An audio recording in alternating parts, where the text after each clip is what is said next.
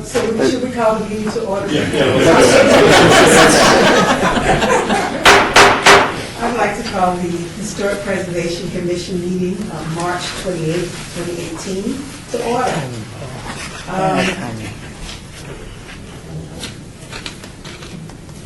Have we met the compliance for the open meeting law? Yes, we have. Okay, good. Could you call the roll, please? Chair White. Here. Vice Chair Stovall. Here. Commissioner Clay. Excused. Commissioner Bellis. Here. Commissioner McMillan Arnold. Excused. Commissioner Levine. Excused. Commissioner Beck. Here. Commissioner Hotchkiss. Here on the phone. Commissioner Surface. Excused. Commissioner Cosgrove. Here. Commissioner Laramie. Here. Commissioner Bankston. Here. And you do have a quorum. Thank you. You're welcome. Public comment on this portion of the agenda must be limited to matters on the agenda for action. If you wish to be heard, please come to the microphone right here and give your name for the record. The amount of discussion as well as the amount of time any single speaker is allowed may be limited. The public is also welcome to make any comments as each item is being heard by the commission. So item 4. Are we ready to start? What is item 4? The minutes. Are we ready to,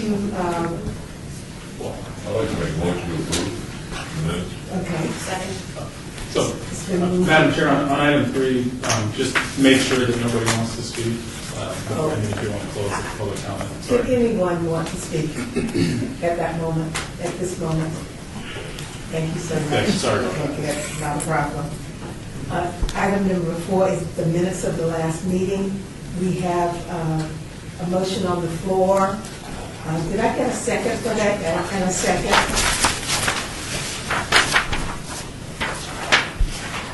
All those in favor? Aye. Thank you. So it is, so anyone opposed? I heard everyone, so it is unanimous. Thank you. So item number 5. The report by the Department of Planning regarding HPC Legacy Small Grant Quarterly Project Presentations and New Applications. Paul? Thank you, Madam Chair, members of the Commission, Paul Langston with the Department of Planning. The Historic Preservation Commission has received funds from the Centennial Commission and offers 2 small grant programs for projects that commemorate the history of the city of Las Vegas. We did not receive any new applications for grants in this cycle, but as a part of the grants that have been issued in the past, the HPC requires grantees to update the Commission regularly. So the HPC has 2 active HPC Legacy Small Grants at this time, one for the Neon Museum and the other for the Las Vegas Genealogy Society. Both organizations are here to give brief updates at this meeting. So the microphone is right here. Please share.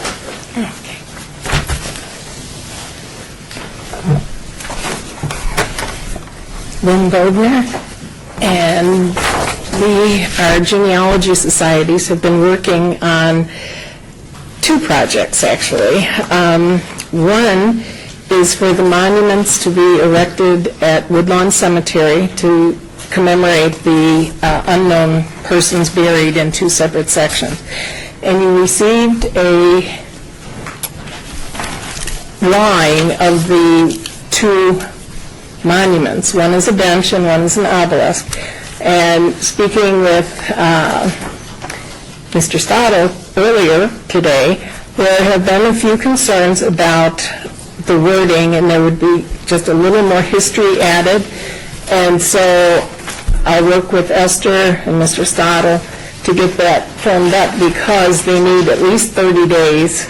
Originally, we were going to try and push it to the next commission meeting on the 23rd of April, which is now May, and that just won't work. So we have to get the wording in so that the stencils can be cut and the stones can be carved. But they are paid for. Wonderful. So Bob, do you want to comment on how you are planning to help them and why?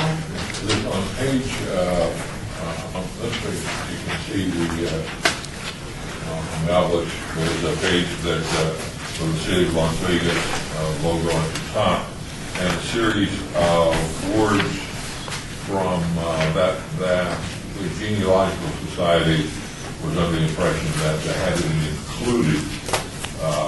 That wording is primarily for documentaries or for publications, not for, so the new wording would simply say, this product or this, I will put a word in there, has been financed with funds from the Commission for the Las Vegas Centennial, the Historic Preservation Commission, the Vatican Mandate, and the Vatican Endowment for the Arts Center. And it would be more on the lower part of the, so a lot less verbiage that would be on there. So starting with the contents down to projects will be eliminated. Yes. Now, we're going to work with Esther at the Centennial Commission to confirm that. Right. That's the plan.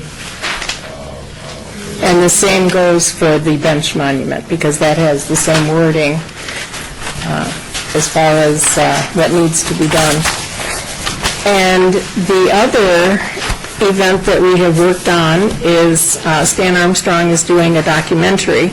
We had some of the bills have crossed into, both things. And Stan has done a good job. I've seen some raw footage, a little bit. The February 10th event was filmed, and Clay P. White was there at the event on the Fordyce Club and everything. Yeah. So he filmed that? Yes, that was filmed. He's interviewed Michael Green at UNLV and a former person who was a grave digger a long time ago at the cemetery at Woodlawn. So that's good to get more information that way. And then he did 3 interviews, and Karen Johnson's here, and she was one of them. And there was a gentleman who was in a Civil War outfit, and he, for explaining the black involvement in the Civil War. And then there was another lady from the Nevada African American Genealogy Society.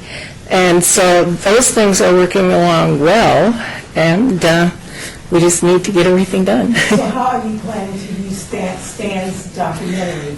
That eventually will hopefully go into something larger. That was the premise, that the Centennial Commission was going to expand that into more of a history of Woodlawn. And so he's also going to film the dedication when we do the monuments. So. Any comments, any questions, any? No, we're going to continue to maybe explain this as well. Yeah, that is a brochure to be handed out at the dedication. And Senator Bryant had said that he wanted more history in the inside part. So that's been modified to add, the whole inside is all history of Woodlawn Cemetery. And now that we'll have a little more room on the back, because we'll shorten that also, we can add a little more history to, exactly when these sections received some of their people, and go from there. And there again, I'll be working with Mr. Stodall. So, Mr. Stodall. Okay. Yeah. This dedication is May 28, 2018? Yes. Where is it today? Was in the cemetery? In the cemetery. They have their Memorial Day celebration, and there's usually, like Carolyn Goodman and Dina Titus was there last year, and Senator Heller, and so it's there, and then part of the day would be, we would, dedicate the monuments. Was that came out of the Centennial Commission, and I think is the intent of the two societies is, rather than the plaques and the monuments and the outlooks and so forth, to recognize those that are provided some either money or services. If the idea is to focus on the human beings that are buried there, Right. rather than just a list of my pictures. Right. So I appreciate your report so much. Thank you. I have a quick Please. question. So this brochure is going to be available at the dedication. Is it going to be available After? afterwards? Yes, we're going to print up a bunch that will be there, and anytime they have a big celebration, that sometimes they have a packet of papers they give, they will also include that. And online anywhere? No, but I suppose we could, well, actually, we could put it on the websites of the, the societies. Okay. Madam Chairman, members of the commission, just to clarify, their organization has 2 grants, one with the Centennial Commission and one with the HPC. So the HPC grant was more for the event and a down payment on the monument. Right. And then the Centennial Commission grant covers the remainder of the monument portion. So their part before the HPC is really the smaller part. And the invoices, I'm working with Esther to make sure that we are covering the invoices correctly and getting them paid out the right funds. Thank you. And we don't have, and neither one of those has anything to do with Stan Armstrong, is that correct? The monuments? No. Neither one of those. Oh, there was a separate grant for the documentary. That was, So that's completely separate? yes. Okay. Anything else? Thank you. Anyone from the public? Okay. And then we also have a representative from the Neon Museum as well.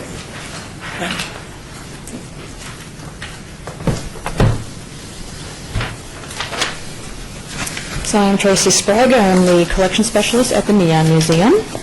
We were given an opportunity to transcribe some of our older oral histories. The project is complete. Here it is. So inside the binder, we do have each individual a transcribed oral history. There is an index in the front, or a table of contents in the front. Each oral history is indexed. There also is a digital copy in the front sleeve here. Wonderful. So that is for you. And so where is that now to be housed? This copy is yours, and the other copies will be available at the Neon Museum upon request. So I don't have a deed of gift with me today, but I We will can arrange one. see you and I will bring a deed of gift. Absolutely, yes. Thank you. Will that be, Any questions, any comments? will this be available, the digital version online? Not online, not yet. We're in the process of updating our website. It's not complete yet, and we're still in the process of actually digitizing all of our collection, including the oral history. So it might be another year or so down the road, but we're looking to do so. That's the plan. Yes. I'll fill out the record. In general sense, who were the people we talked to? A good majority of them were former sign designers or people who worked at sign companies, primarily Yesco. It's a good majority of them. Let's see. Actually, it's pretty much all of them. We also do have an oral history involving 2 of our former employees, Daniel Kelly and Aaron Stellman. Is there a period that covers the 50s or 40s? Or? It depends on the designer. In particular, oral histories. The oral histories were actually done a very long time ago, I believe in the early 2000s. So, and then the oral history with our employees was more recent. Madam Chairman, members of the commission, we will take the digital copy and keep it in our records as well. And so if there's someone on the commission who would like to see those, we can arrange to have those available for you. The Neon Museum has submitted their final invoices that we're working through the system to pay them and close out their grant. How big is the file? Oh, the DVD is broken up by individual files, so I don't actually know how big it is. Overall, most of the oral histories, with the exception of the one in the middle, they're not exceptionally long. They range in, from page range from like 15 to 30 pages. It's all text. Yes. And then I also do have some of the audio, too, as well. Thank you so Oh, you're much. very welcome. Thank you for the opportunity. That's the kind of project I'd like to see.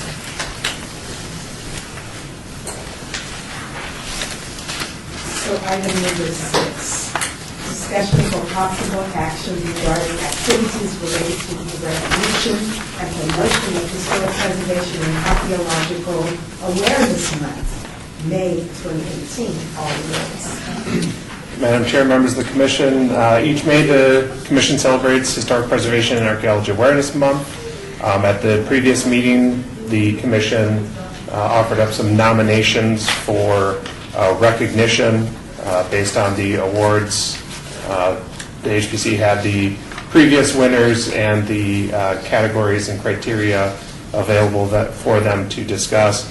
So we've combined or created the list, the official list of nominations for the HPC to consider, and we would ask an action from the HPC to nominate these folks, or to approve these awards officially. So first, I'd like to know if there are additional additions, or if there's somebody you'd like to discuss. You don't know who that person is while they're here.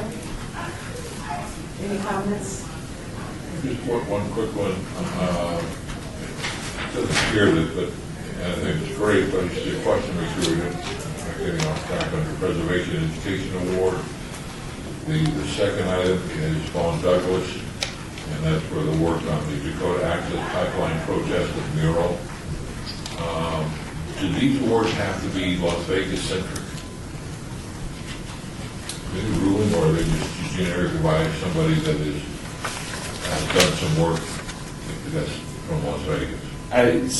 Since the awards are being given by the Historic Preservation Commission in the city of Las Vegas, I would assume that we would want them to at least have an example that occurred in the city of Las Vegas. That the mural that's mentioned there is within the city of Las Vegas, so it is a example of their work. It's not recognizing necessarily their whole body of work. That would be if it was a career achievement award. So I think there is some leeway there for the commission to consider. Okay. Go ahead. I was going to make a motion to approve the Wait, list. wait, wait. Oh, sorry. I'd like to correct the spelling of Martha Rose Otis. Last name is O-A-T-I-S. And I'd like to add Eclipse Theater under brick and mortar.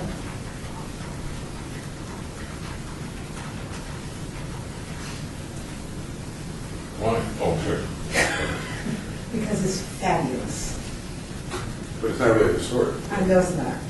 It will be. Okay, so it doesn't fit? It's not. So what about, okay. So if it doesn't fit, it doesn't fit. What one is that for discussion when we wanted that? I don't know, our resource staff, that question, how long works staff? The Eclipse Theater is Commissioner Larry new construction, isn't it? Yeah. Yeah, so I think I agree that it doesn't I don't really think fit they the would. preservation I don't see that anywhere where they preserved anything. criteria, although I do love it as well. Yeah, I love it too. Okay. Madam Chair, members of the commission, I can't confirm, but the mayor does award urban design awards.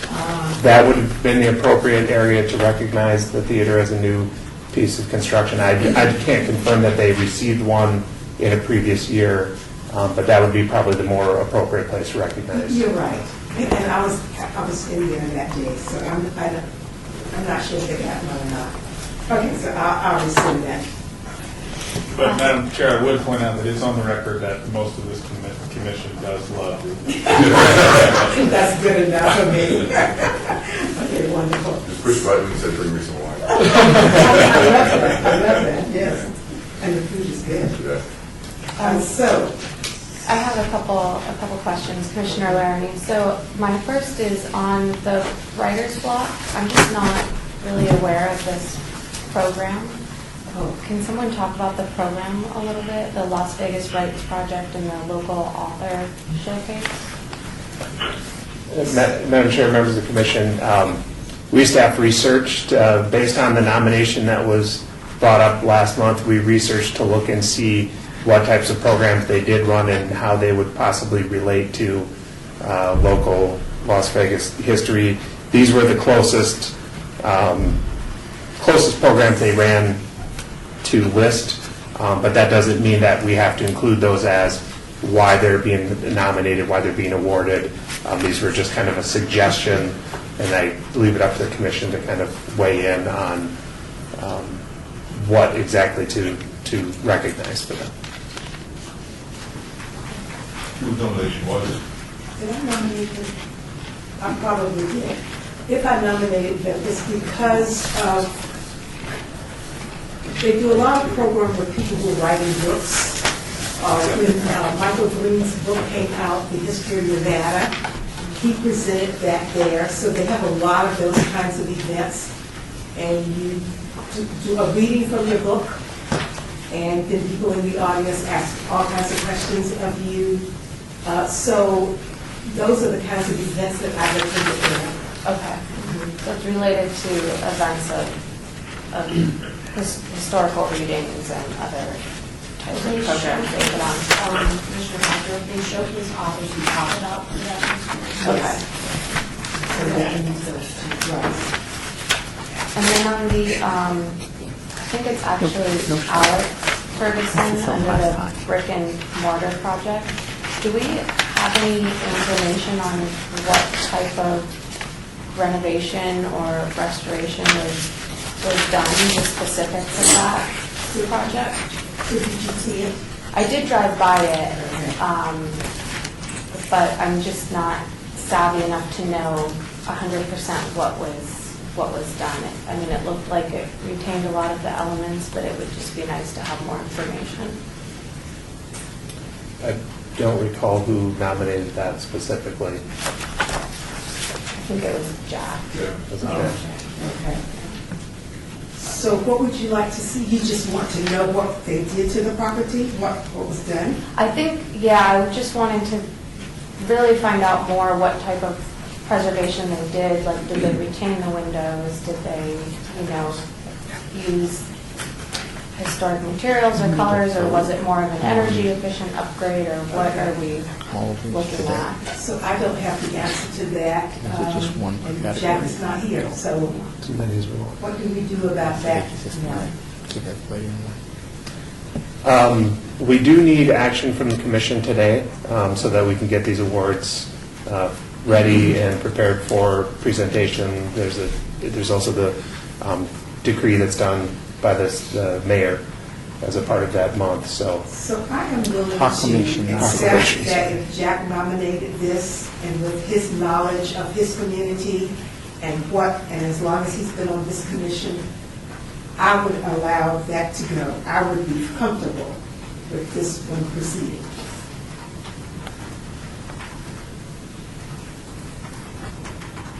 Commissioner Laramie, I'm okay with that. I drove by and it looked nice.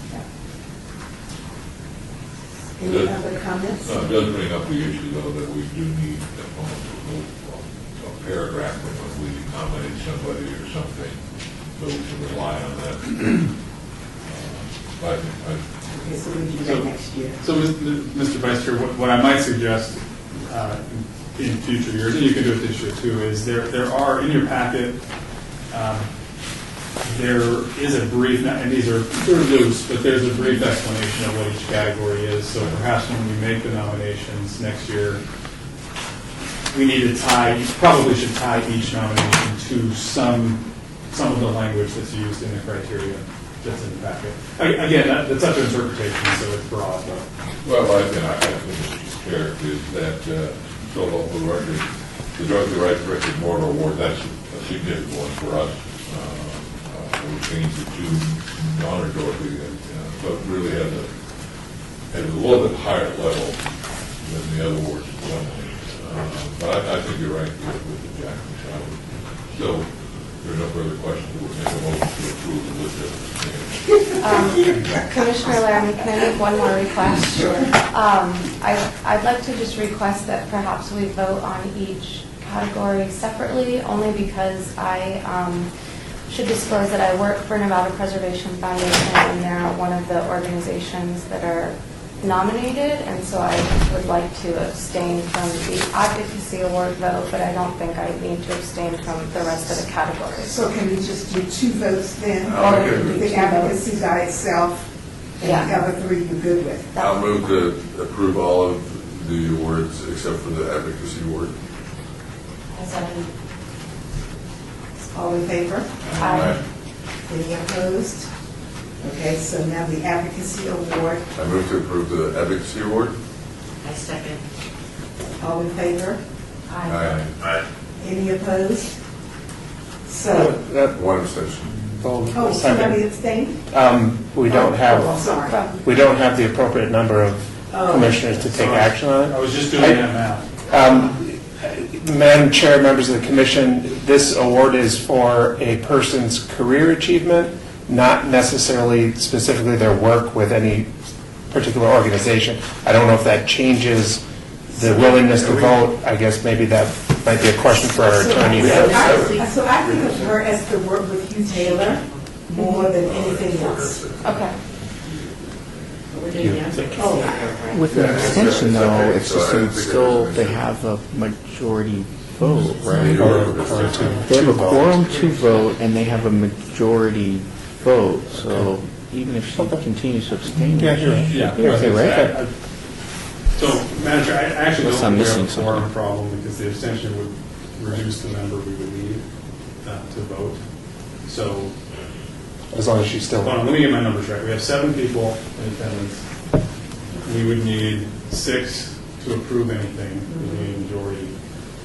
Commissioner Laramie is abstaining on this item. So is it necessary for her to abstain on this item only because, even though she works for the person, but the person has done so many other things when it comes to the architect Hugh Taylor and all of that, and I think this is why she was nominated, not so much for Nevada Preservation. So the question would be whether Commissioner Laramie's relationship with Ms. Swank would preclude her from being able to be impartial on the vote. I would only Commissioner Laramie can, I mean, it's a working relationship. I assume it's a fairly close working relationship, so only she can make that decision, but.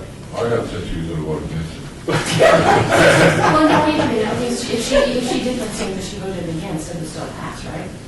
Yeah, the rest was all, yeah.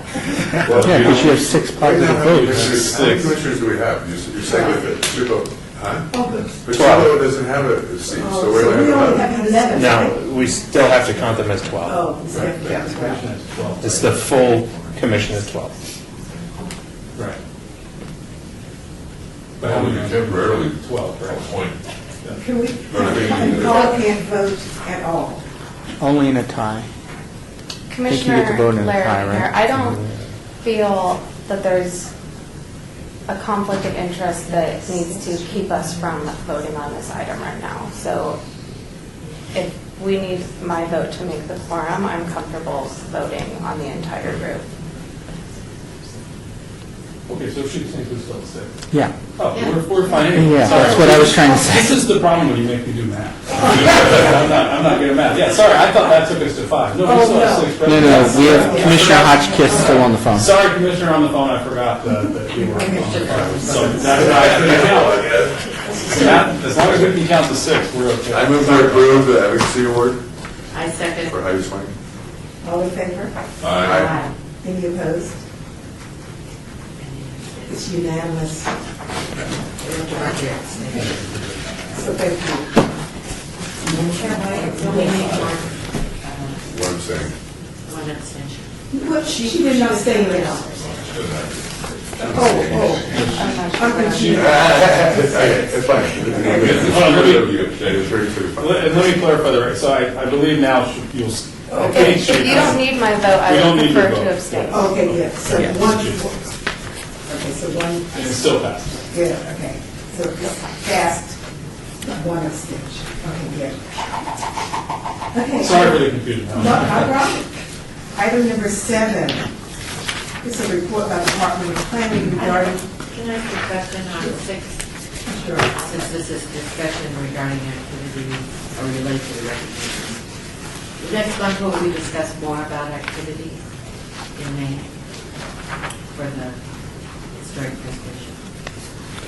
I'm sorry, will we in the future? We've had this on the agenda every month, so we'll continue it again next Okay, month thank to make sure that we keep everybody up to date on what's going on. So are these awards are going to be presented at the city council or? I'll have to look into exactly how we've presented them in the past. I know that we have the proclamation from the mayor, but I do not know for sure if we do awards at that particular time.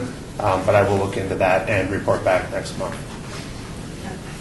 I think it's a city council meeting. I think they do deal.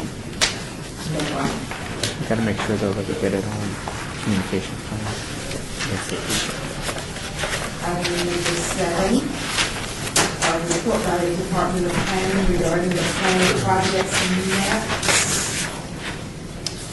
Madam Chair, members of the commission, the project maps were attached to your packet or included in your packet. These list all the special use permit projects on one of the maps and all the site development plan review projects on the other. And these are available should the commission have any questions for staff. Chairman? Wonderful, you have a question, Bob? Yes, item 31, the West Side School parking. Madam Chair, members of the commission, the West Side School Park Key is a sign application for the property adjacent to the historic West Side School. It is not on the actual West Side School property. It is a off-premise advertising sign in a parky format that's being proposed on that site. It would include some recognition of the historic West Side School on it, potentially if it moves forward. Where physically? East of the site, there's a triangle of land east of the site that is owned by the city, and they are working with this applicant to provide that So sign. it's on the Washington side? It's east, so if you're looking at the school from Washington, it'd be on the right, Towards the freeway. towards the freeway, correct. It's a freeway-oriented advertising sign. So if I may, Madam Chairwoman, Robert Summerfield, Director of Planning. So the parquee signs are typically those ones that you see that say City of Las Vegas, and then they have the advertisement. There's one at the, on Las Vegas Boulevard at Dula. This one is proposed to be different, as Paul mentioned, as a kind of homage to the fact that it's adjacent to the historic West Side School. It actually incorporates in its design, instead of the Las Vegas sign kind of design, instead of using that Welcome to Las Vegas sign design, it actually uses sort of like the roof line, I guess it would be. The parapet. The parapet from the school as its kind of overarching design with the LED board in it. Again, it is, Paul mentioned, it is not on the site of the historic property. It's immediately adjacent to it between the school site and the freeway. We're working through some issues with the sign height that they're asking for, and exactly how it's placed on the site, but which is why Paul said if it moves forward, because there's still a couple site design issues they've got to work out. But the sign as proposed does pay some respect to the fact that it is adjacent to the historic resource. So is it going to be discussed at a planning meeting or a city council meeting? It is currently tentatively scheduled for a planning commission meeting. However, as Paul mentioned, because we're still working through some things, I don't know that it's actually scheduled at this moment. I think it's kind of in they submitted an application. We're working through some issues before it officially will hit a planning commission agenda. It will at the very least go to planning commission, and then depending on whether or not the new council person for Ward 5 requires that it move on to City Council, will determine whether or not it goes on for a City Council meeting as well. So, and can we be notified when that meeting is, that where this will be discussed and going? Yes, staff will make sure to let the commission know when that item will be. Just make sure, I will see it as I'm driving east on Washington, that will be facing, or is it going to be the traffic? It orients to the freeway. So it's to the freeway, yeah. It orients to the freeway. That's all? Yeah, it'll be that tall. So these are, again, we call them parquee programs because they're a very unique type of off-premise advertising sign. They're not the traditional billboard. They're, well, it's a distinction almost without a difference, but we have a lawyer in the room, so there is a difference. I'm not quite sure in my mind exactly what it is, but there's a difference, I'm told. Yeah, that's it. And we made some revenue off of it. Yeah. And we get... It's a trademark name, by the way, parquee. Yes, so it's and the city gets specific messaging that's a part of them, but they are oriented to the freeway, they're not oriented to the roadway. Not that you couldn't potentially see the messaging from the roadway, but they're oriented to the freeway. But that's the tallness of the... Yeah, and that's part of the request is for a tall sign. So is it to bring people into the site? No, so the Parkey is off-premise advertising, so it will be just like any other off-premise advertising sign that you see. The only difference here is that the city gets one message a month, so we usually will use it, so in addition to whatever other commercial advertising you see on them, on these Parkeys, you will also see like, come to the Parks and Recreation program at Dula, or, I mean, we could have a message that talks about programming that may be happening or advertises space that's still available for lease. It's usually advertising that's revenue-based, so again, we usually put something on there that generates potential revenue for the city, so classes that the city offers, rental of fields, special events, that kind of thing. Madam Chairman, the question I had was, will the neighbors be notified of this? Is something that they would be notified? Yeah, so through you, Madam Chairwoman, yes, this is just like any other planning commission item.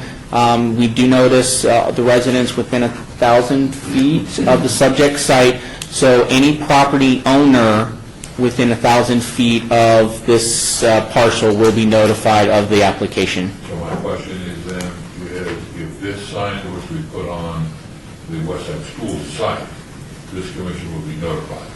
If it was on the actual site of the school, this commission would actually have a piece to play for a certificate of appropriateness. Therefore, in one sense, we are an owner, a resident. Well, Or we're within 1,000 feet? that's right. Correct, there's So a, whatever, my question is, I'm really looking at a precedent here, is any event that occurs within 1,000 feet of something that's on the city or historic register, I think we should be notified. and we can notify you guys and we can put that under our purview, sort of like we do neighborhood associations, so if an application is pending that's within 1,000 feet, we can treat the HPC in that regard. Again, it doesn't mean that you get a review or that there'd be an item before this meeting, but we can include it on your, like, update sheet of things that are happening. It's not an official action, but Mr. Beck, are you interested in every application or just certain types of applications? Because there are some applications that I don't know that you want to be notified. Well, if you got a historic structure that we have some responsibility over, and we notify residents because they could be impacted, then the historic site is also going to be impacted by whatever that we notify local within 1,000 feet. I just think it would behoove us to be aware of all of a sudden, boom, a billboard goes up within 1,000 feet of some historic property that blocks the view or does whatever. So I think, maybe we're going down a path that we're going to be overwhelmed with the number of notifications, but I think... So maybe like just construction type of stuff? I mean, like if somebody applies for a daycare or somebody applies for an Airbnb, it's not really going to affect our, but... That would be on our list anyway. Yeah, Madam Chair, members of the commission, I mean, that's essentially what these maps are supposed to be. They do cover the historic designated properties, and this is the kind of the notice to the commission that these applications are going forward. So, but we can do a better job of explaining what these are rather than just a project name that may not necessarily mean anything. We could go a step further to include what goes out as the notice as far as truly what type of an application it is that's being proposed. Do you think we'd be overwhelmed? I'm sorry, Mr. Chairman, do you think we'd be overwhelmed? Well, I don't know what kind of stuff.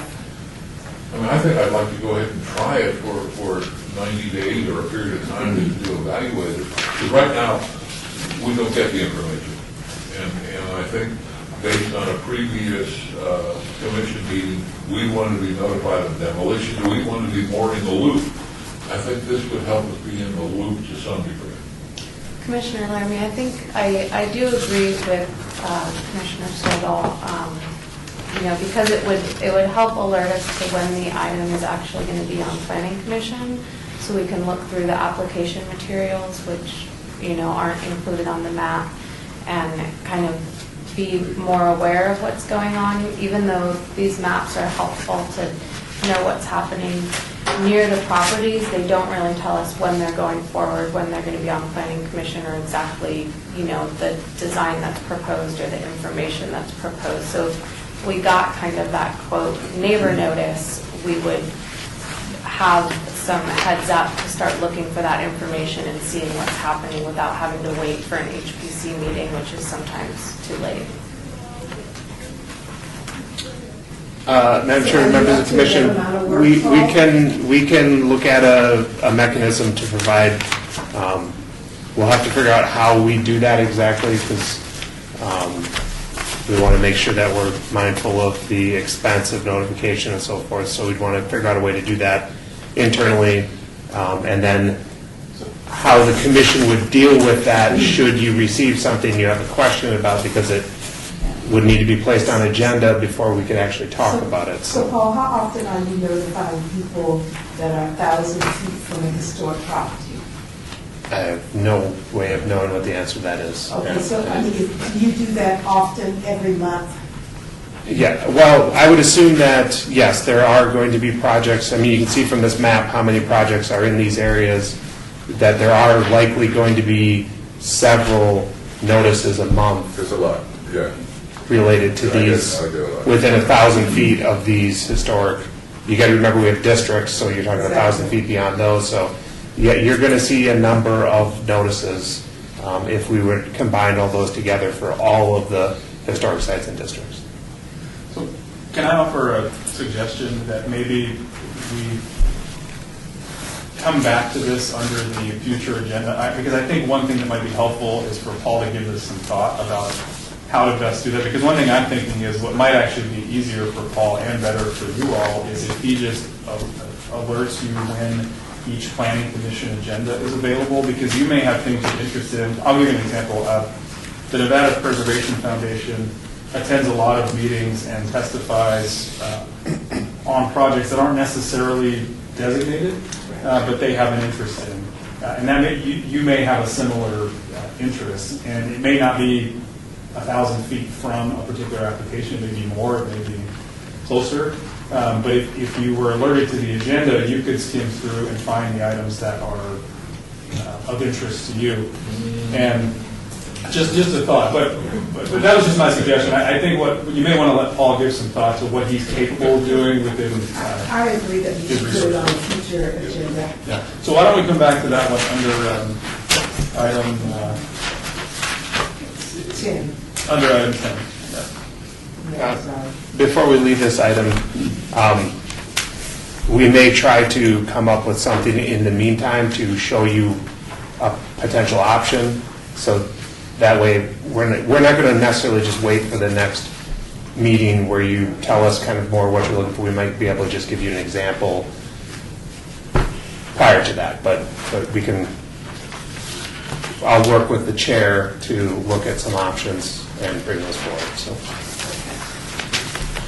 Commissioner Laramie, I do just have an additional question on this item. So I noticed on the agenda summary page, there's a link to like the GIS map, and I've just been kind of looking at it, and I wanted to make sure I was understanding it correctly. So the meeting date that's listed under a particular case number, is that the proposed planning commission, or what is that meeting date? The Madam Chair, members of the commission, the meeting date that is listed, you have to look at the next column to what the meeting type is. So in theory, that is when it was scheduled at the time that these maps were created. Since that time, some of these items may have been delayed. Some of the hearings may have occurred, and therefore they've moved on to the next level of review. So yes, that at the time, those are only really as good at the time that the map was created, so. Okay. But if your question was what, so for example, a project with a meeting, number one, the project meeting date is 2/7/18, the meeting type is CC, City Council scheduled, but of course, like Paul said, things can happen, they can be obeyed or delayed or denied. Right. So you kind of, I don't know that there's a perfect system where you would have all the information without going and confirming what happened at any of the meetings. So, in our January meeting, was that item on our projects ledger, projects list, number one? On which map? I'm looking at number one on the specs, the special use map. The special use map? Uh-huh. So number one, the The scheduled 2/7/2018. mhm. So would that have been on our January list that we received for our January meeting? So we would have known that. I'm not certain when that would have been on the list for sure. We do these maps kind of periodically, set intervals, but I don't know.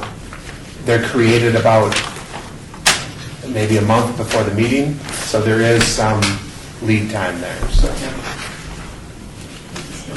So, yeah, my question is, you're right in the lower right, it says this map was created on February the 7th. So, what's today, the 28th? So they're 6-8 weeks old? These maps? Yes. These, Madam Chair, members of the commission, these are a little bit older than they typically would be for the meeting. These were created for the previous meeting's agenda, but were put onto the agenda in time to bring forward to the actual meeting. So. So we don't put this on a future, I guess. So let's move on to item number 8. Report on Department of Planning regarding project update list. Madam Chairman, members of the commission, the project update list was included in your packet. The new information is in red text. The only changes being the update to reflect the items that are being brought forward to you as a part of this project update list. I will note that since this was published, staff has added the Huntridge Theater to the endangered properties list on this, so next month that will be reflected. And then the update there for the motor court survey and the high school nomination, Las Vegas high school nomination update. That update reflects the scope of services that are included in the packet as well for both of those projects. And staff is available to answer any questions that you may have in regards to the project update list and those scopes of service. So before I just want to say that I really appreciate this map of the motels. This gave me a good look at them. Wow. On the second one, Las Vegas High School, Chairman, I'm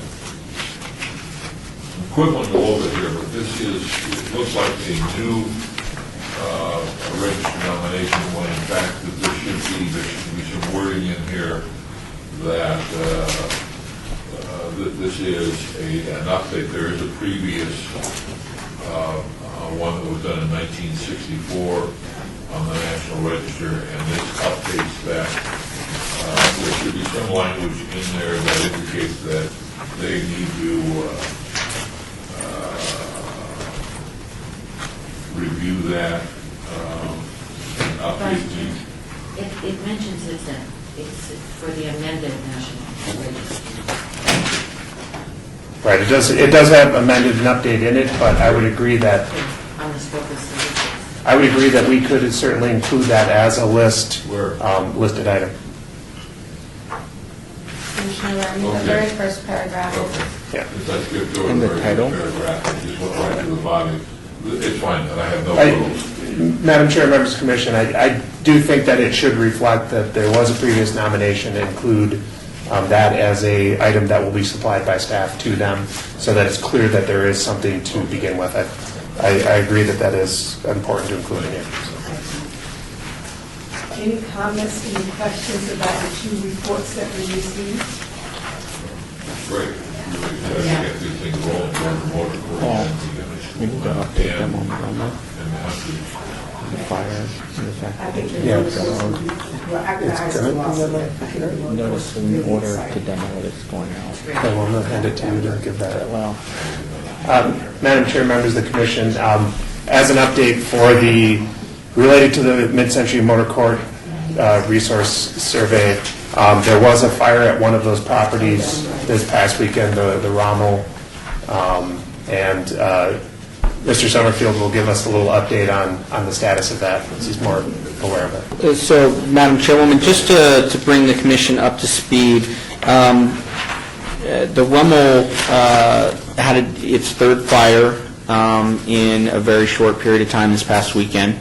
That's item, it's 26, I think, on your map, the Rummel Motel on Las Vegas Boulevard. There is significant concern about the danger that the property poses to adjoining properties. Because of the extent of the damage in this last fire, the city is currently evaluating whether or not the building is safe to continue to be standing, and there's very likely that there will be a notice in order for the property to be demoed. So it's not historically designated at present. It is a part of what we had hoped to do as a part of the survey. The Ward 3 office has requested that whatever actions are taken with regard to demoing the structure, that we work to preserve the sign. So we will be acknowledging, to the extent that we can, any elements of the site that have historic significance that we can try to save.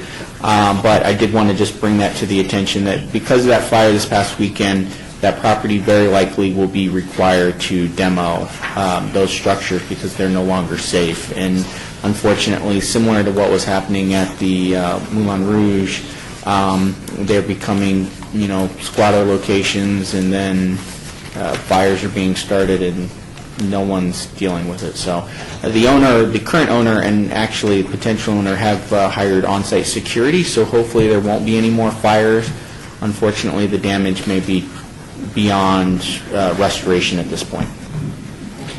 And then I would also just ask, just as a heads up, because I see it on the list, that Paul give you an update on the status of the Reed Whipple nomination, because I believe we've gotten some additional information about that I don't think was in time to make this list. So just so that you're all up to speed on where we're at with that, if you could give us a quick update on the national nomination, that would be awesome. So, Madam Chair, members of the commission, we did receive word back on the National Register nomination for Reed Whipple that they would like further research done and have the nomination focus more on the modern architecture aspect of it rather than the association with the church and church architecture. So we are reviewing our options as far as how to proceed with that research and the amendment to that nomination, and we will bring that back before this commission when it is we've come up with a plan on how to address that.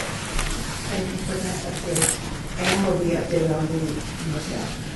Commissioner Laramie, I just have a quick comment on the motor court motel scope. Can we open up the scope a little bit to also have them identify other properties that might not be on this map? There's a few that may or may not be historic, but I know that aren't listed on here, like the Monterey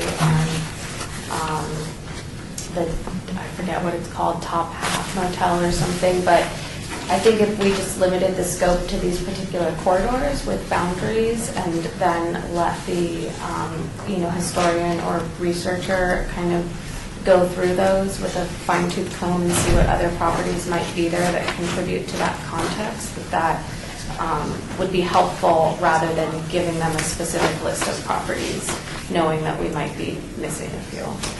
I agree with that. Is the top hat, I'm sorry, Sharon, is the top hat on this, or Las Vegas Boulevard? Yes. Yeah, I'm not sure why it's not included there. And How would we go about adding to your list, Paul? Madam Chair, members of the commission, what's shown on this map is actually a slight expansion of what was in the previous discussions of doing the survey, so it's been expanded slightly. If this commission directs us to, we can expand that further. I just want to warn you that that's going to add expense to the project, so if the quotes come back in excess of what the HPC set aside for this project, we may have to arrange that in the budget for the HPC to designate more funds for this So we may have project. to go back to the Centennial Commission for more money. We would have to figure that out at the time. But if the commission sees the need to expand the boundaries, we certainly could do that. So, yes, so would that be on our next agenda, item for the next meeting? Since we are here on the subject, I mean, if there's direction, any specific direction, I mean, I don't want to have these projects wait any longer. So if there's some specific direction to expand the boundaries, we can certainly do that before we go So do up. we have a way of knowing all the motels that are missing? Commissioner Laramie, so I think, and I don't know how this map was created, but it should be possible to just probably create a map quickly of building age, and, you know, perhaps cut it off at like 2020, which is a little outside of the cutoff point at this point, but that would give us, you know, basically anything up until 1970. And then we could see how many properties are there within that age time frame, and those could be surveyed for historic integrity and see if there's, you know, contributing properties on these two corridors, rather than trying to remember and count and come up with all of the property names off the top of our heads. Madam Chair, members of the commission, we could do that. However, I can guarantee that $35,000 will not be enough to do that level of research. It's a very extensive corridor. If we could set it up in a way to do more of a dashboard survey of properties within that region, not intensive architectural resource survey, so that they could identify additional ones to potentially add to the survey area, but expanding it to that extent of doing full survey work on this entire corridor would be rather expensive. Mr. Chairman, I think the cutoff of 70, it makes a lot of sense, and that's not going to add 50 or 60 properties. I mean, it's only going to add maybe, I mean, we're talking from Sahara to Fremont to there. I don't think we're talking about adding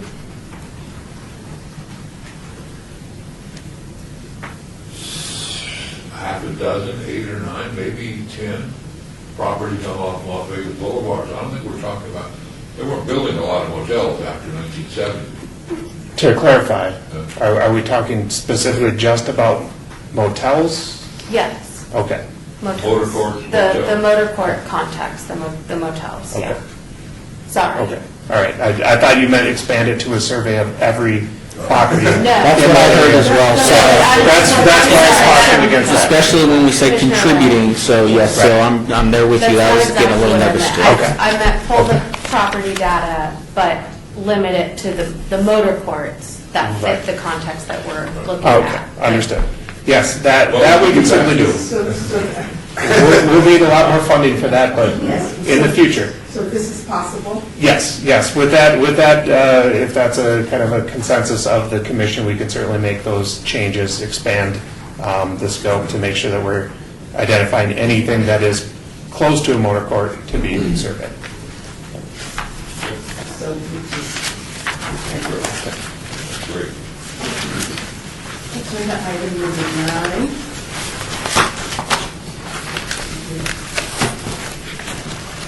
This is the local media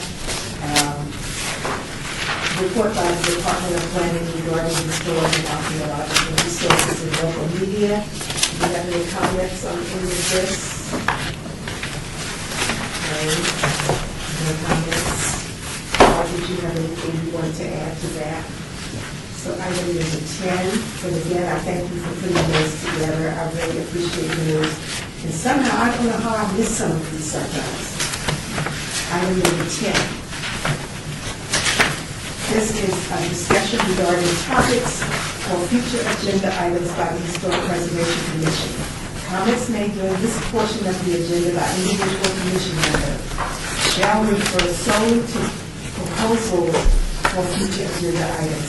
Any discussion shall be limited to whether or not any such proposed items is or within the purview of the commission, and or whether such proposed items shall be placed on a future agenda. No discussion regarding the substance of any such proposed topic shall occur, and no item shall be taken regarding the proposal. So on this so far, we have that item about the 1,000 feet.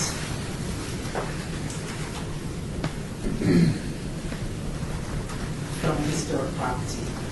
Either national, state, or city register. So any other items that you'd like to see on future agendas? I have a question.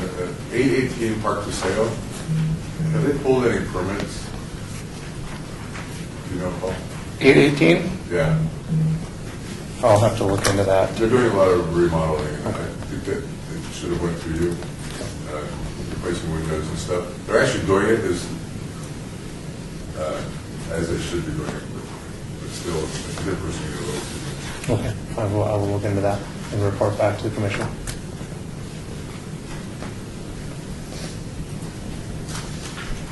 Okay. So item number 11. Report by the Department of Planning regarding presentation by representative of the State Historic Preservation Office pertaining to the certified local government program. So does everybody know Jim? Yeah. Jim, this is all of us. Yeah, Madam Chairman, members of the commission, while he's setting up, Jim Bertolini with the State Historic Preservation Office is here. He was here to both observe the actions of the meeting and then also to meet with the commission, provide a little presentation, training opportunities, and so on and so forth, as we are a certified local government within that program with SHPO. So, I have a question for you. Get myself up on that screen.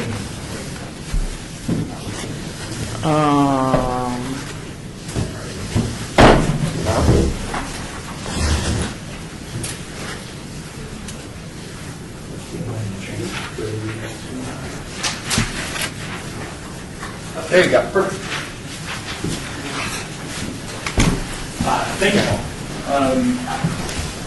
So again, my name is Jim AV Club, Bertolini. middle school.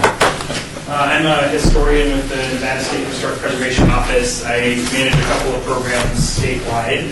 One of them is the Certified Local Government Program, which is what brings me here today. I'm one of the requirements that the State Preservation Office, or SHPO, has is to review our CLGs for consistency with the program. Review those at least every 4 years. I'm going to talk about a few changes and things coming up with the program, as well as a really short training module. It's not a full-on training module, but it'll be a short version that fits into the regular agenda.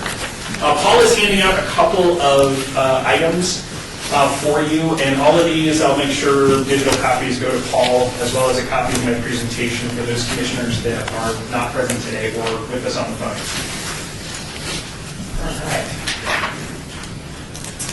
So to let you know a little bit about the State Historic Preservation Office, what we run, we have a lot of different programs. The CLG program generally falls under our outreach. This is our opportunity to support historic preservation at the local level, which is generally where it is most powerful. This is where land use authority gets implemented. That has a lot to do with how historic preservation occurs in any state, including Nevada. So I'm going to cover a couple of things, why I'm here, how I'm reviewing the City of Las Vegas, why we do this, some updates to the CLG program, and then again, a couple of really quick training modules. These aren't going to make you experts in anything, but they're just kind of reminders about specific topics, namely outreach and strategic planning. And those will go, I'll point out the handouts that you have. I will encourage you, if you have questions, please just let me know.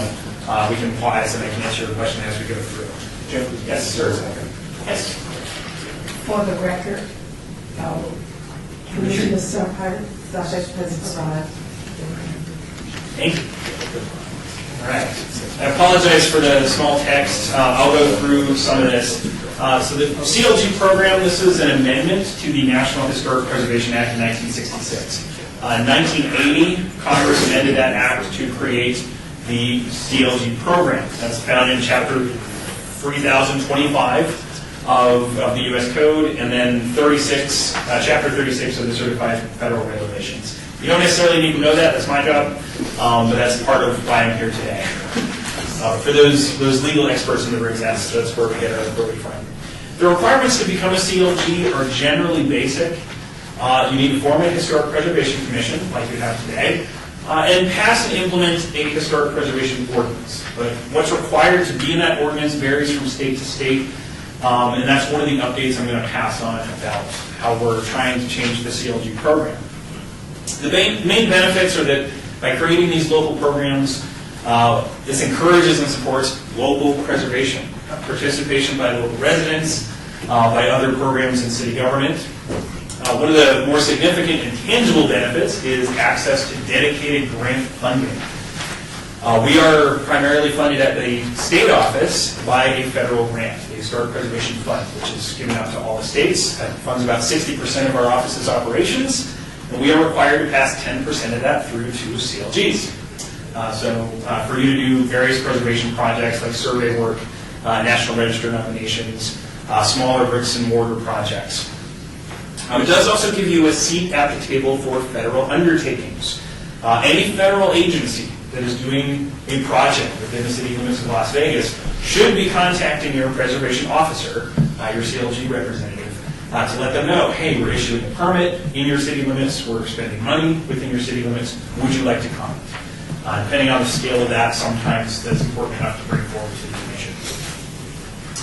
And then also, technical assistance and training from SHPO. This is something that we haven't been as available with in the past, and we're trying to be a lot more available. Is being ready to provide trainings to commissions like this. So what am I reviewing today? One is, as far as reviewing the City of Las Vegas under the CLG program, part of it is just access to records, which will be happening outside the meeting. I sit in the meeting and take notes just to make sure you're following open meeting law. You're lucky that you have a city attorney in the room, so that's less of an issue, but there are some preservation commissions in the country that don't even have staff support.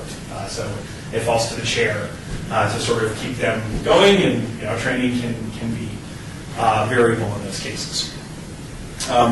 Looking at public access, and then making sure decisions are generally based in the federal standards for historic preservation. The Las Vegas Ordinance, I'm not going to go through this because I'm sure you read this and reread it over and over again, but this is where you get your authority from and what your purview is. In Title 19 of the code, I really like picking apart the purpose statements of local preservation ordinances, because this is really your city council telling you this is why we created you. This is what we want you to try and accomplish.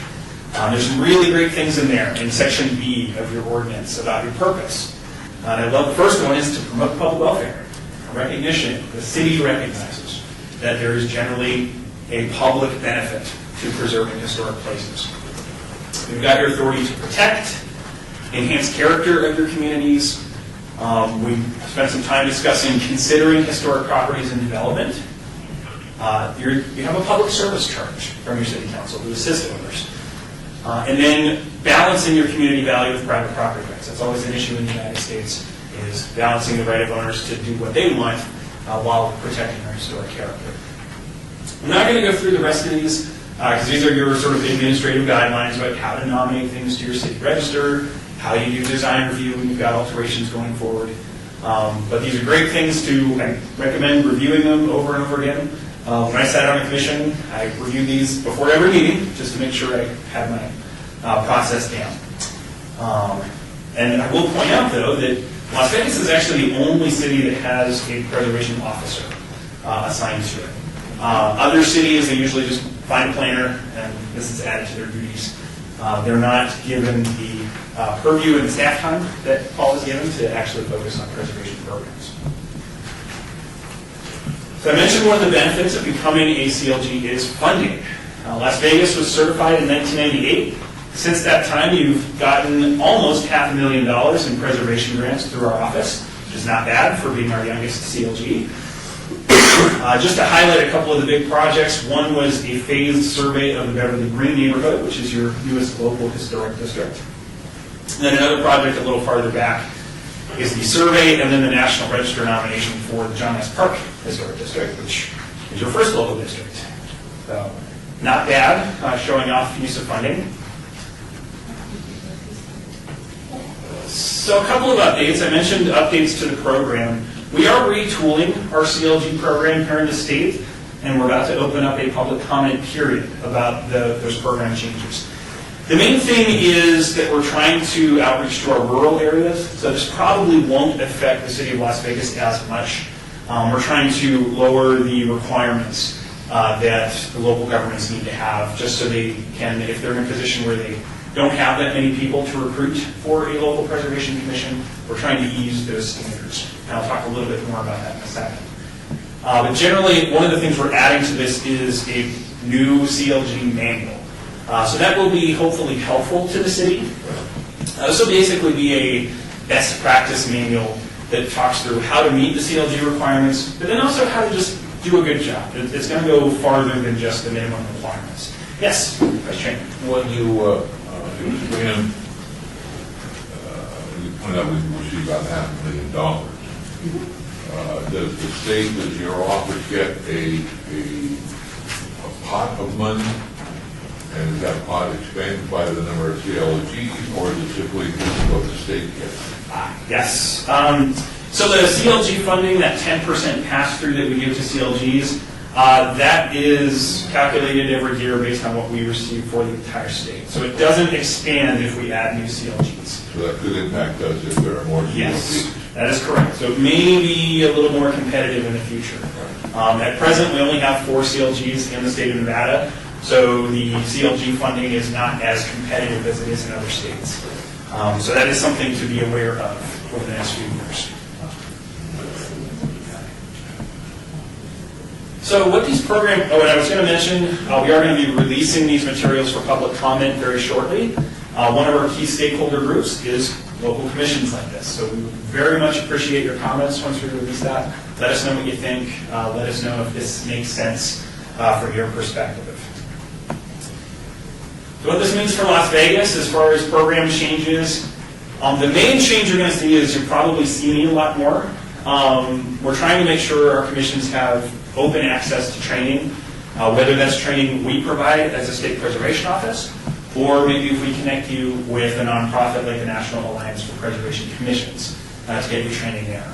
I understand a couple of commissioners are going to Forum this year in Des Moines.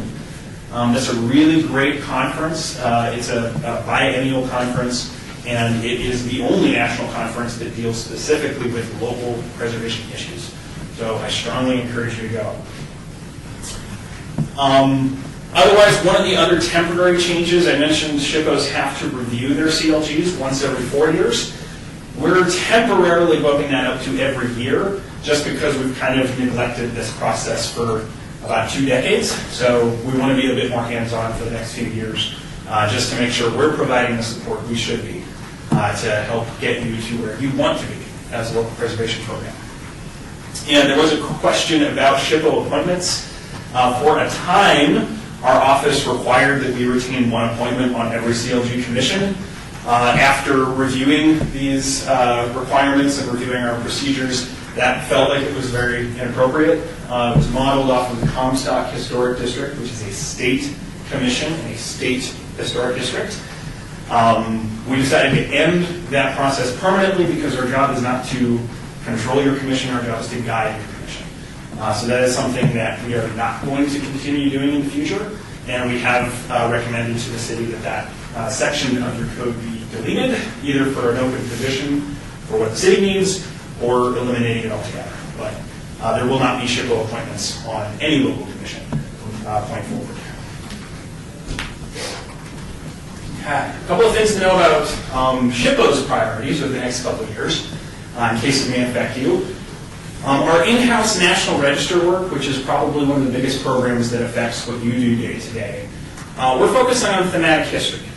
We're trying to build larger reports, contexts, things that make your job a little bit easier in your communities by building a shelf of Nevada history. So you have something to more easily reference. Especially for nominations, that makes it easier to just pull a context off the shelf instead of trying to generate the history of a place and put it in its historic context before you can actually make the nomination. We're trying to make that process a lot easier. One of our initiatives is focusing on agricultural history. So I just wrapped up a project in northern Nevada for that, and I've got another one that I just started. We just finished a statewide, what's called multiple property documentation form for fire stations in Nevada. The goal of a multiple property form is a special National Register form that basically speeds that process up quite a bit. So for example, for fire stations, you've got a couple of great historic fire stations here in Las Vegas. If somebody wants to nominate those, the process for research and writing is much faster. And then we're also trying to focus on underrepresented groups. We haven't really spent as much time organizing the story and writing the history of places significant to groups like African Americans, Latinos, Chinese immigrants who basically built the railroad through Nevada. So we're trying to look more closely at those contexts and make sure we're telling a full story of Nevada's historic places. I want to let you know about a new program that we have. SHPO is not running this, but it is adjacent to our program, so we expect to interact with it quite a bit, and that is the Main Street program. This is a national program started by the National Trust for Historic Preservation a couple of decades ago. It's designed to support small business areas that are typically historic commercial spaces. So here in Las Vegas, that would be Main Street, right next to us here. That kind of environment where you have lots of older building stock, usually from before about 1960. They're closer together, they've got great architecture, and they're usually supportive of walkable environments that are also small business oriented. And that's really the Main Street approach. If you think of your traditional American Main Street, that's what this program tries to support. It was created under the 2017 legislature. One of the aspects of the program is you need a state charter to work under for your local communities. We now have that. Start as of last year. This was assigned to the Governor's Office of Economic Development. And again, it's one of those, it's not specifically a historic preservation program, but it does involve a lot of that. So this may be something that the city wants to consider with some of its small business areas. I apologize for the amount of text on this one, but the takeaway on this is that part of what our office is trying to accomplish is to encourage more use of historic preservation as an economic development tool. So we are focusing more on commercial property. Our own survey efforts, and what we're encouraging a lot of local governments to pick up, is surveying your commercial space. One of the main reasons for that is that for owners that are willing to follow the Secretary standards, the National Preservation Standards, on a project in a National Register listed building, they can get a tax credit, a 20% tax credit on the cost of that rehabilitation. Just last year, there were just over 1,000 projects certified nationwide. Unfortunately, Nevada is pretty low on that list. We get one certification every few years, if we're lucky. We did have one in the last fiscal year up in Genoa that rehabbed that pink house that you see in the bottom photo there, from a residence into a deli and cafe. So it's a great kind of downtown business for Genoa, which doesn't have much of a downtown. It's a pretty small community. But yet this tax credit helped leverage a $1.1 million renovation of this building to put business back into it. So we're really trying to emphasize that. Nevada struggles to use that tax credit because we don't have a lot of commercial property listed in the National Register. So we're trying to change that. Yes, Vice Chairman. Is there a covenant that goes with that? There is a 5-year recapture period during which property owners have to abide by the standards for any modifications or mop-up work that they need to do. I'm not sure how that recapture period has been affected by the new Tax Cut and Jobs Act passed by Congress, because now, formerly the tax credit was awarded in a single tax year. The reforms to the tax code have now spread that out over that 5-year period, so you only get a fifth of your tax credit for the next 5 years. That may be how they implement that, but the National Park Service, which oversees this, and the IRS have not clarified how that affects that recapture period. So there is a form of covenant. It's not quite the same, but it works very similarly to that. I mentioned the Secretary's standards. Something else to know about, these are the national standards for historic preservation maintained by the National Park Service. For federal projects, they're required. For CLGs, when you're doing design review, they're supposed to be the basis for your decision making. But otherwise, they're really just best practice. But the only other case where they're required is for those tax credit projects that I mentioned, and then some of the grant projects that we fund through our office. The standards, one of the things I mentioned about these, the standards have not changed, but the National Park Service released a set of guidelines to help interpret those standards last year. The main thing was just to update new technologies, new building technologies that have become historic over the last 20 years. And then they beefed up some of the descriptions of methods and historic building architectural evolution. The question is it just the money we receive from the CLG, or do, for example, the Centennial money, once we accept your money, do you have oversight on how we spend any money? No, we don't have any purview over your Centennial Commission, no. That would just be, let's say, if you wanted to use your historic preservation grant for, a new roof on a city-owned building. You could do that, and that would require that that project meet these standards, because you're using federal preservation grant money to do that project. Is this where there was a change in funding church projects? I think there was a modification a couple years ago, because this program has always had a little bit of trouble funding church-based projects. You can do it, it's just more difficult if the church still owns that property, just because it's federal money going to a religious property. There are some circumstances where churches have been sold out to a private owner, or in this case, acquired by a local government, and so they want to spend that money. Usually their barrier becomes symbols, religious symbols, so they couldn't necessarily work on a cross or a crucifix or things like that, but they could work on the roof or the walls or the foundation. Stained glass? Pardon? Stained glass? It depends on what the stained glass depicts.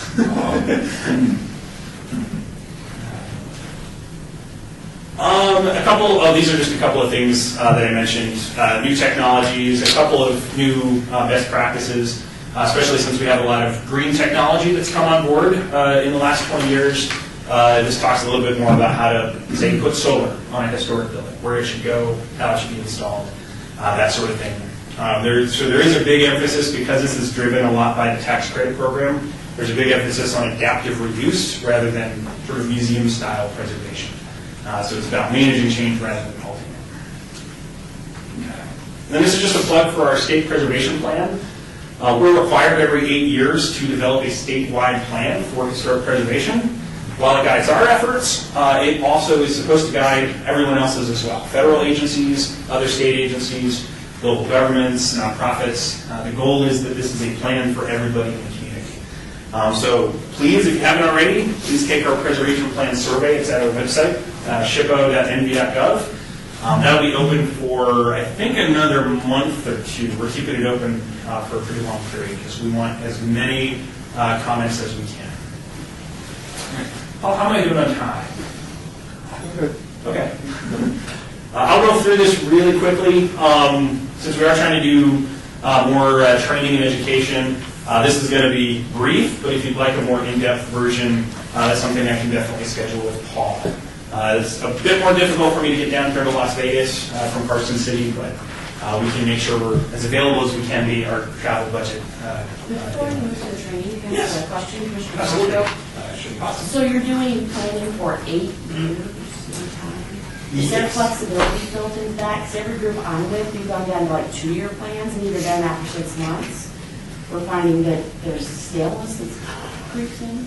Yes, so we are, this is something that we're required to do by the National Park Service every 8 years. You're absolutely right, it's designed to be kind of the equivalent of a 10-year strategic plan.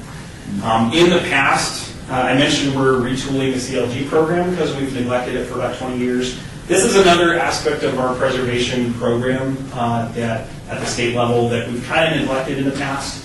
Because one of the things a lot of SHPOs do is they might plan out for 8 years, but then they're checking in every 2 years to see how we're making progress. That's not something we've typically done in the past. This is a requirement the Park Service had of us, so we just wrote it down, threw it in their face, and kind of walked away. So this is something we really want to harness as a benefit to the state.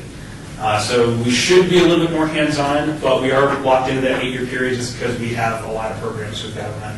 So we don't have as much time to kind of step in and pause every year or two to check in.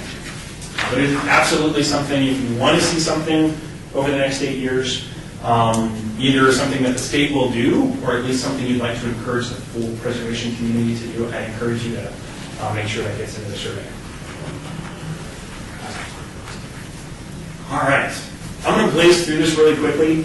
On the outreach topic, this is just something that every local preservation program needs to do outreach. You have partners, you have stakeholders to talk to, but you're also representatives of the city, so that sometimes puts you in a position where you have to manage how you outreach.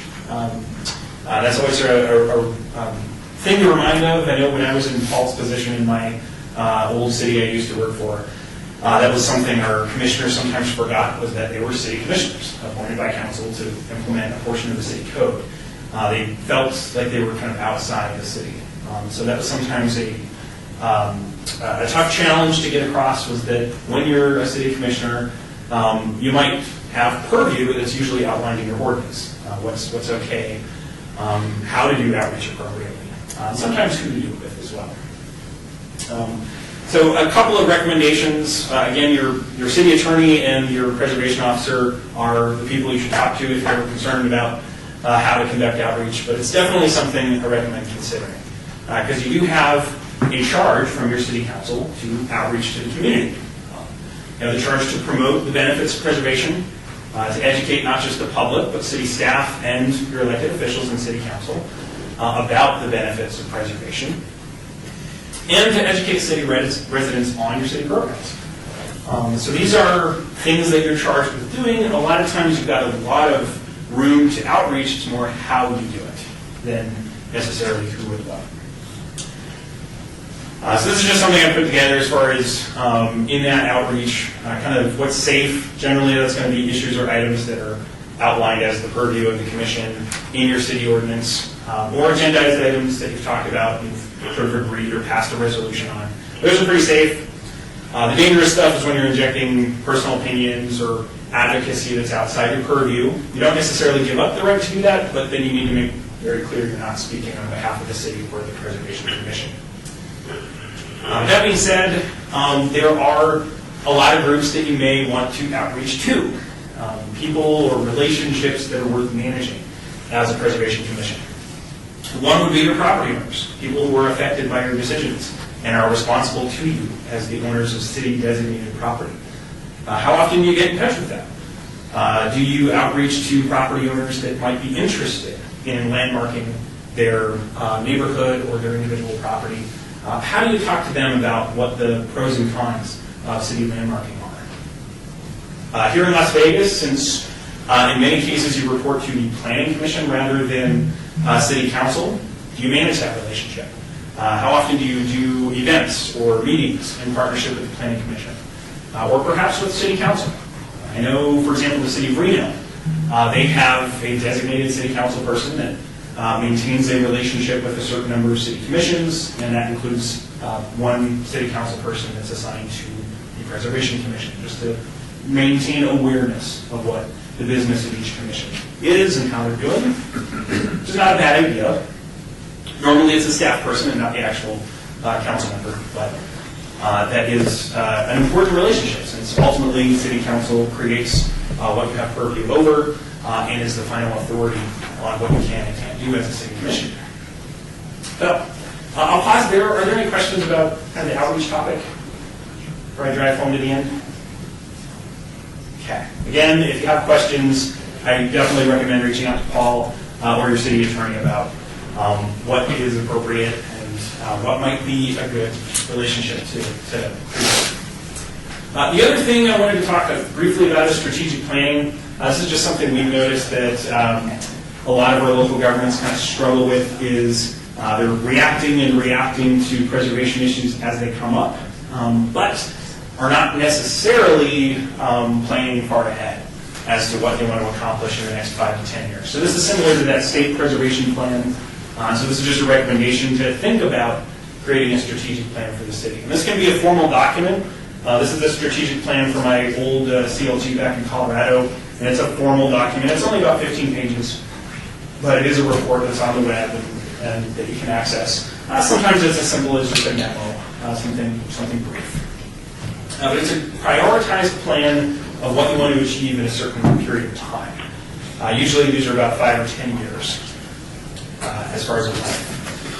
The main reasons to do this, it just guides the efforts of everybody that's involved in your preservation network. And it can increase your effectiveness because it forces you to set priorities. You know, it's easy to react, but what's actually a priority? What do you really want to accomplish over the next 5 to 10 years? The point that you might say no to other aims. And then it also should be driven by a lot of public input. So what is your public going to buy into that's worth spending your time on?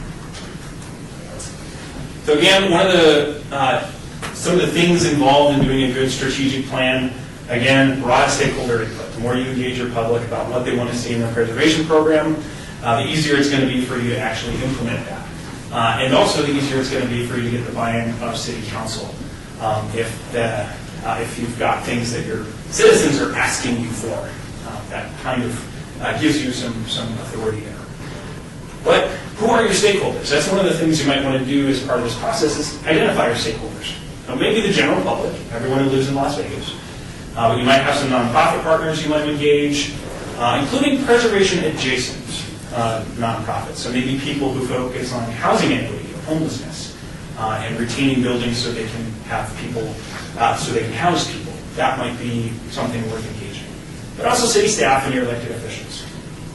And a lot of times this gets compiled into a planning document.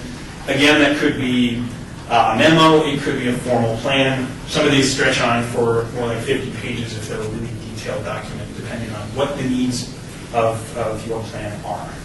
But it should identify what needs accomplished during the life of the plan, and then who's going to do it. Maybe commissioners, maybe staff, maybe nonprofits, but you usually need to be able to assign the objectives of that plan to somebody. So how to use these? Mainly it's to prioritize your use of time. I know sometimes local commissions struggle with what to say yes or no to when they get requests from the public. If you've done one of these, it's easy to kind of say no to those things that really just aren't a priority right now. It helps you focus public outreach efforts because you can't outreach to everybody. Might prioritize your grant funding. So we mentioned that HPF grants from our office might be getting more competitive over the next few years. That might help you prioritize what you really need to ask for, what you really want to accomplish over the next few years. Then one of the options I do recommend is having an annual planning retreat or some kind of regular planning retreat, sort of pause and assess. So as the commissioner brought up earlier, 5 to 10 years is a long time. So do you have some sort of regular check-in period to assess, well, are we actually achieving our objectives or are we kind of falling down on a couple of these? And maybe we should come back and take a look. Maybe that means we need to change these objectives, or maybe it just means we need to actually put some resources into achieving those. I think that's probably got me about time, but are there any other questions from the commission that can answer while I'm here? Or staff? All right. Thank you.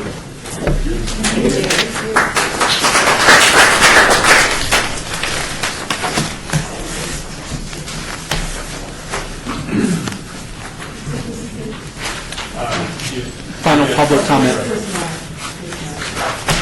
If it's single, if it's double-sided, I think it's on the back.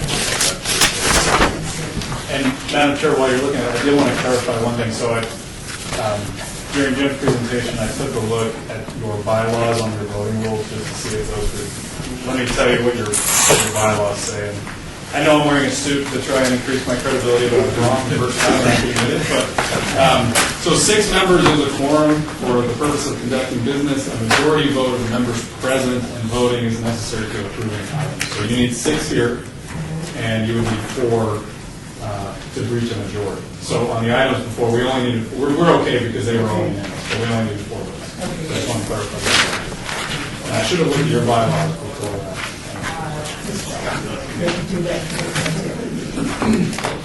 Citizen participation. Public comment during this portion of the agenda must be limited to matters within the jurisdiction of the commission. No subject can be acted upon by the commission unless that subject is on the agenda and is scheduled for action. Wish to be heard will be made for the record. The amount of discussion of any single subject, as well as the amount of time any single speaker is allowed, may be limited. So Madam Chair, actually, with your indulgence, I just want to introduce, we have Michael Shamoon from UNLV. He is a second-year law student. He's externing in our office this semester, and so he's been shadowing a few of us as we've gone to these commission hearings. So if you welcome him to this committee.